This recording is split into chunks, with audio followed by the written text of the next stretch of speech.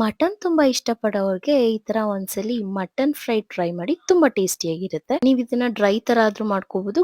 ನಿಮ್ಗೆ ಯಾವ ಕನ್ಸಿಸ್ಟೆನ್ಸಿಯಲ್ಲಿ ಬೇಕಾದ್ರೆ ಆ ಕನ್ಸಿಸ್ಟೆನ್ಸಿಯಲ್ಲಿ ಮಾಡ್ಕೋಬಹುದು. ಇದನ್ನ ಮಾಡ್ಲಿಕ್ಕೆ ಒಂದ್ ಕುಕ್ಕರ್ಗೆ ಸ್ವಲ್ಪ ಎಣ್ಣೆ, ನಾನಿಲ್ಲಿ ಒಂದು ಚಾಪ್ ಮಾಡ್ಕೊಂಡಿರುವಂತ ಈರುಳ್ಳಿ, ಒಂದು 4 ರಿಂದ 5 ಹಸಿಮೆಣಸಿನಕಾಯಿ, ಶುಂಠಿ ಬೆಳ್ಳುಳ್ಳಿ ಪೇಸ್ಟ್ ಹಾಕೊಂಡು, ಶುಂಠಿ ಬೆಳ್ಳುಳ್ಳಿ ಪೇಸ್ಟ್ ಹಸಿ ಸ್ಮೆಲ್ ಹೋಗೋ ತನಕ ಫ್ರೈ ಮಾಡ್ಕೊಂಡು, ಮಟನ್ನು ಸ್ವಲ್ಪ ಉಪ್ಪು ಅರಿಶಿನ ಪುಡಿ ಹಾಕೊಂಡು ಕ್ಲೀನ್ ಆಗಿ ಮಿಕ್ಸ್ ಮಾಡಿ ಕುಕ್ಕರ್ ಲಿಡ್ ಕ್ಲೋಸ್ ಮಾಡಿ ಒಂದು 4 ವಿಷಿಲ್ ಹಾಕ್ಸ್ಕೊತಿದೀನಿ. ನಂತರ ಒಂದ್ ಪ್ಯಾನ್ಗೆ ಧನ್ಯ ಬೀಜ, ಸೋಂಪು, ಶಾಯಿ ಜೀರಾ, ಮೆಂತ್ಯ, ಚಕ್ಕೆ, ಲವಂಗ, 4 ರಿಂದ 5 ಒಣಮೆಣಸಿನ್ಕಾಯಿ, ಒಂದು 4 ಬ್ಯಾಡಗಿ ಮೆಣಸಿನ್ಕಾಯಿ ಹಾಕೊಂಡು ಡ್ರೈ ರೋಸ್ಟ್ ಮಾಡ್ಕೊಳ್ಳಿ. ನಂತರ ಇದನ್ನೆಲ್ಲ ಒಂದು ಮಿಕ್ಸಿ ಜಾರ್ಗೆ ಹಾಕೊಂಡು ಫೈನ್ ಪೌಡರ್ ಮಾಡ್ಕೊಳ್ಳಿ.